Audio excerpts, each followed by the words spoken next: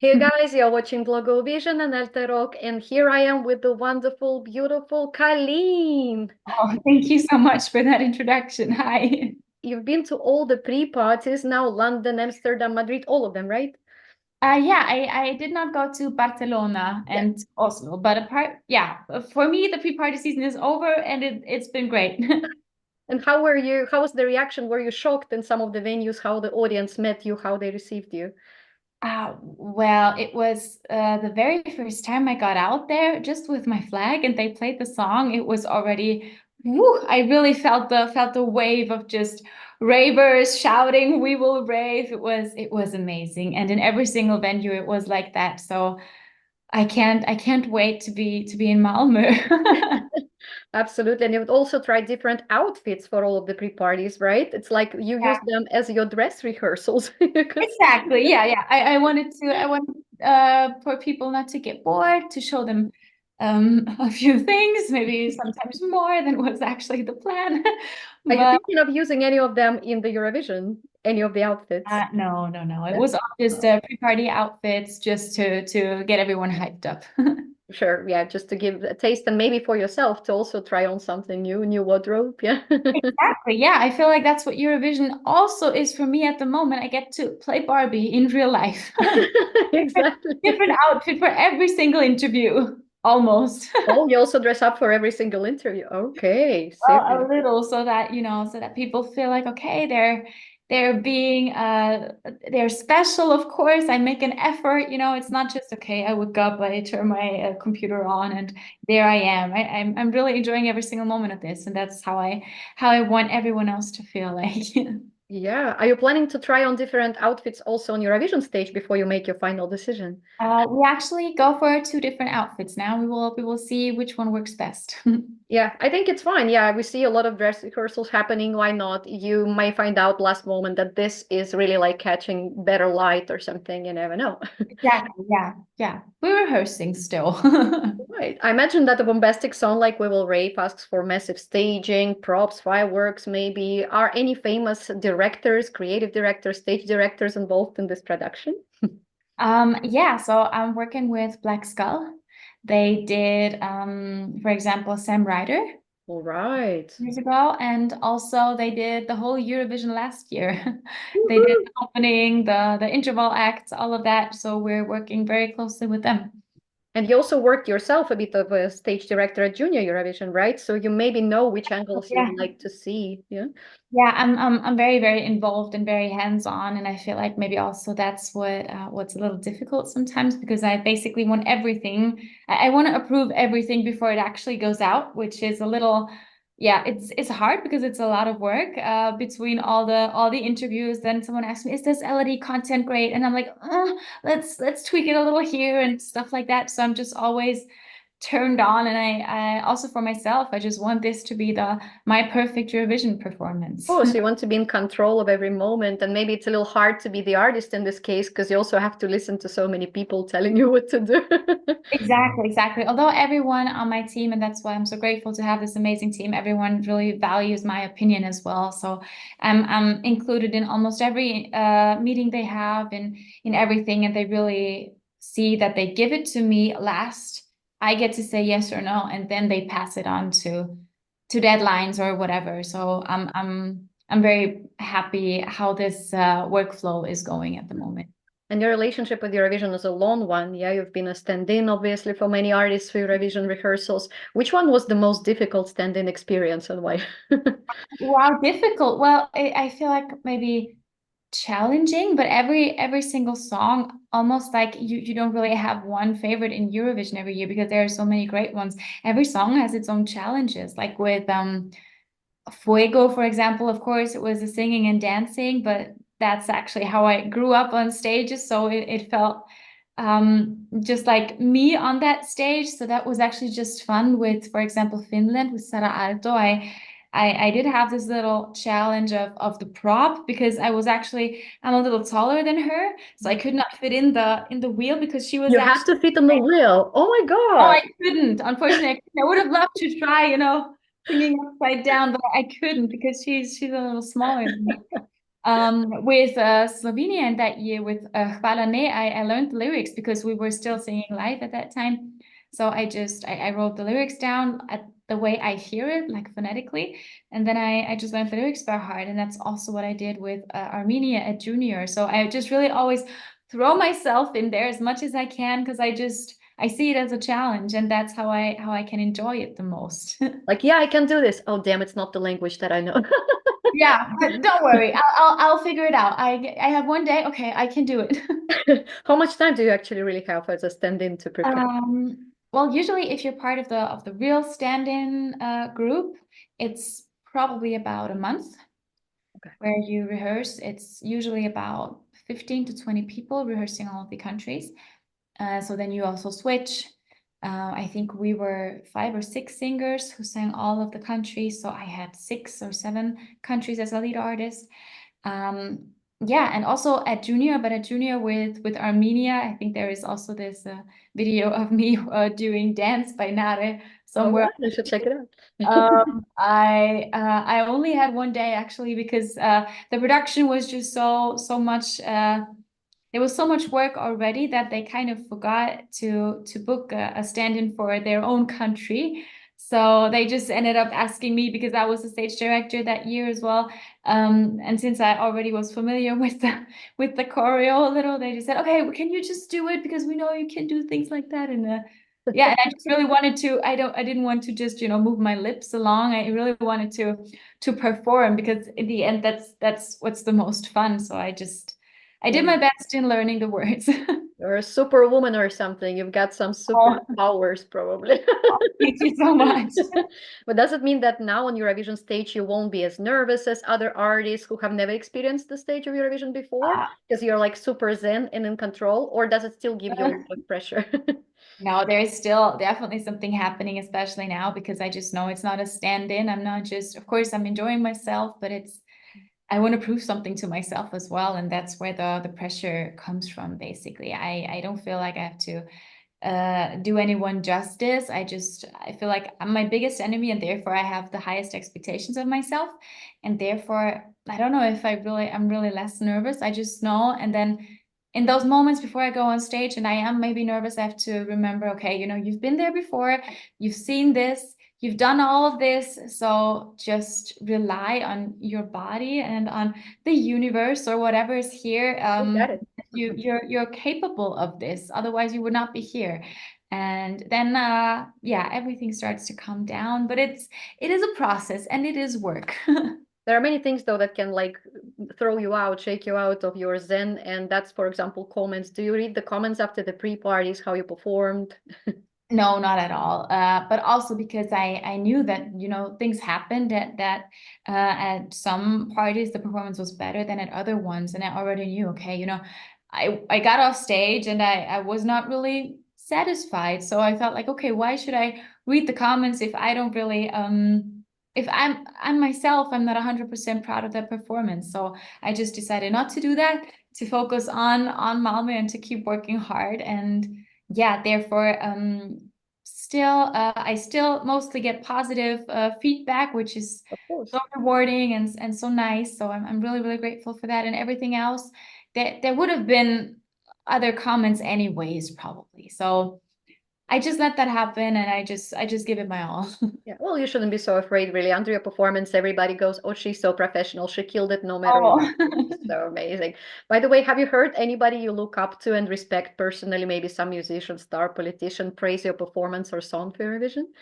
Well, oh, wow, good question. I feel like maybe there are definitely people out there, but I don't really have so much time at the moment to actually look into that. Also, comment wise, of course, sometimes I maybe would love to read a little more and also to respond more, to reply more to all of the messages. But up at the beginning, I still had time for that, and now I just feel like, oh, where's the beginning? Where do I start? So not really. I mean, I met Conchita, and of course, she's an icon. So I met her in London and before that as well. So we got to talk a little, but Nice. it's mostly this small talk-ish thing that you have. When she's waiting for her performance, I got off stage from my top opening performance. So yeah, you talk about the moment rather than, okay, you know, how are you actually feeling, and how are you experiencing all of that? Is there something that you would have done differently? You know, those type of conversations. But Yeah. maybe and hopefully I'll get a little time to actually have them. Yeah, and in your London pre-party, of course, as we already know, this little mishap happened with your bra Yeah. suddenly like breaking the strap, and fans were amazed at how professionally you kept going and singing despite everything while holding the bra with one hand, still doing the choreo with another hand. That was amazing. But Yeah. being a dancer, and I'm a dancer myself, by the way, for Oh, 13 that's years cool. now. We should Yeah. so meet in Malmö because I'm heading there and do your routine a little bit. You have to show me Yes, in a minute. let's Let's do it. record it. I'll Yes. be your stand-in. Yes, definitely. Yes, let's do it.